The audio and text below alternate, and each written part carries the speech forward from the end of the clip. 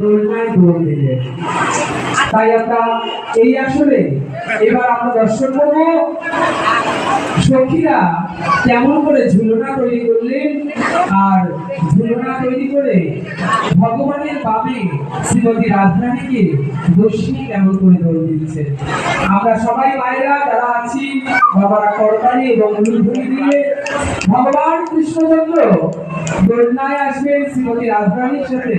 আমরা তালে তালে করতালি এবং উলুধ্বনি দিয়ে ভগবানকে দোলনায় দোল দেব। কি দেবো তো সবাই মিলে? আমরা সবাই মিলে আনন্দ করব।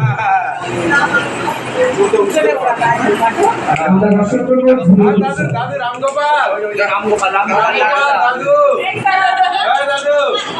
এই তো দাদু দাদু রামগোপাল